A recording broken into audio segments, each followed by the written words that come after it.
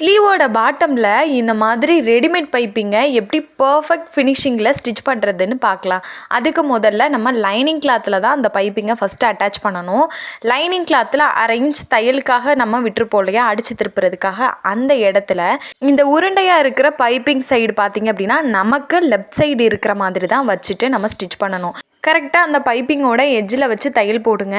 நீங்கள் இந்த மாதிரி 3-in-1 ஃபூட்டர் யூஸ் பண்ணுறீங்க அப்படின்னா இன்னுமே உங்களுக்கு ஈஸியாக இருக்கும் ஸ்டிச் பண்ணுறதுக்கு.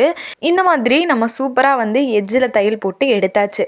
இப்போ நம்ம மெயின் கிளாத் எடுத்துக்கலாம். மெயின் கிளாத்து நல்ல பக்கம் மேலே இருக்கிற மாதிரி எடுத்துகிட்டு இந்த லைனிங் கிளாத்தை அப்படியே கீழ் பக்கமாக திருப்பி விட்டுருங்க. பைப்பிங் கீழ் பக்கம் இருக்கிற மாதிரி திருப்பிட்டு நம்ம ஆல்ரெடி தையல் போட்டிருப்போம் இல்லையா, அந்த தையல் மேலே மறுபடியும் ஸ்டிச் பண்ணிட்டு வாங்க. அந்த தையல் மேலே ஸ்டிச் பண்ணும்போது நமக்கு நல்லா எட்ஜில் இருக்கும். இந்த மாதிரி ஃபுல்லாக ஸ்டிச் பண்ணதுக்கப்புறம் பார்த்தீங்கன்னா தெரியும், நமக்கு இந்த ஃபூட்டர் யூஸ் பண்ணுறதுனால நல்ல எட்ஜில் தையல் போட முடிஞ்சிச்சு. அந்த மாதிரி எட்ஜில் தையல் போட்டதுக்கப்புறம் லைனிங் கிளாத்தை அப்படியே ஆப்போசிட்டில் திருப்பி விட்டுட்டு இப்போ லைனிங் கிளாத்தை அப்படியே கீழே மடித்து விட்டுட்டு இப்போ நம்ம ஃபூட்டரை இந்த மாதிரி அட்ஜஸ்ட் பண்ணுறதுனால நமக்கு லெஃப்ட் சைடில் ஃபூட்டரை அட்ஜஸ்ட் பண்ணிட்டு மறுபடியும் அந்த எட்ஜிலே தையல் போடுங்க. இந்த மெத்தடில் நீங்கள் பைப்பிங் ஸ்டிச் பண்ணும்போது உங்களுக்கு கண்டிப்பாக அந்த பைப்பிங்கோட ஃபினிஷிங் ரொம்பவே நீட்டாக இருக்கும். உள்பக்கமும் நமக்கு எந்த பிசுரும் வெளியில் தெரியாது.